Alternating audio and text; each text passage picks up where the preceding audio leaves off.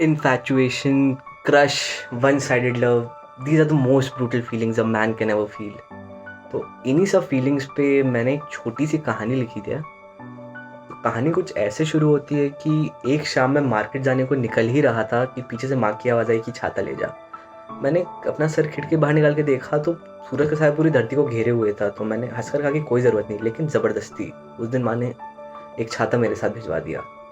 मानो ऐसा लगा उस दिन कि ये भगवान और माँ की मिलके कोई साजिश थी, क्योंकि घर से निकलकर कुछ दूर चलते ही बारिश होने लगी। मैं जैसे ही छाता खोल के गली के मोड़ पर पहुंचा तो मैंने उसे देखा, एक छोटी सी तपरी के नीचे खुद को बारिश से बचाती हुई। मानो ऐसा लग रहा था बारिश की हर बूंद उसे छूना चाहती है।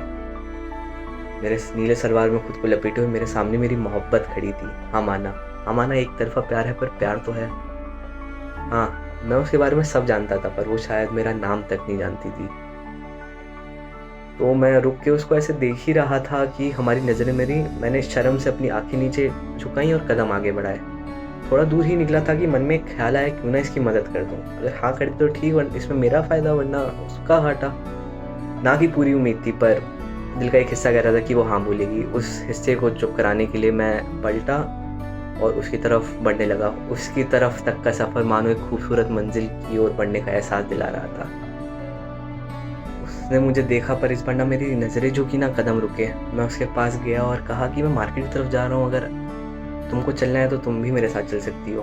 उसने एक पल लेकर मुझे ऊपर से नीचे देखा और हंसने लगी। पता नहीं उसने मुझ में ऐसा क्या देखा कि मैं उसकी हंसी की वजह बन गया। अपनी हंसी को रोकते हुए उसने मुझसे पूछा कि क्या तुम हर इंसान की ऐसी मदद करते हो। मैंने हल्का सा वक्त लिया और बोला कि आप ज़रूरत में लगी तो आ गया। ये सुनकर उसकी हंसी थोड़ी और बढ़ी और बोली, चलो ठीक है चलते हैं। क्या उसने हाँ कहा, ये सवाल मैंने खुद से उस पल में कम से कम 1000 बार पूछा। पर कम वक्त मैं खुश रहूँ ये ऊपर वाले को कहाँ मंजूर। दोनों की बातें चल ही रही थी और जान पहचान बढ़ ही रही थी कि अब्बा बोलकर वो खुद को मेरे सामने छुपाने लगी। मैंने सामने देखा तो एक 6 फुट लंबा शख्स जो अपनी आंखों से इंसान को तोड़ दे, जो बस अपने हाथों से गाड़ी रोक दे, वो खड़ा था। पहले तो लगा कि इस शैतान ने इस परी को कैसे जन्म दे दिया। फिर जब अपनी ज़िंदगी का ख्याल आया तो जान हलक में आ फंसी। अब्बा देखेंगे तो डांटेंगे। ये बात उसने किसी और से कही होती तो शायद वो इंसान चुपचाप वहाँ से चला जाता, पर उसने ये बात अपने आशिक से कहा था। वो ये वक्त जो वो जानता था कि फिर नहीं आएगा, वो उसे कैसे जाने दे। तुम ये छाता लो और बढ़ो, मैं भीगता हुआ पीछे से आता हूँ। सब प्लान के अकॉर्डिंग चल ही रहा था कि उसके अब्बा ने उस छाते के नीचे अपनी बेटी पहचान ली और उसे अपने साथ ले जाने लगे। मैं सब देख रहा था कि कैसे उसने एक बार भी पलटकर मुझे अलविदा नहीं बोला और कैसे क्या हम फिर मिलेंगे इसका जवाब नहीं दिया। एक नज़र में हार मान बैठा था मैं, एक नज़र में प्यार कर बैठा था मैं।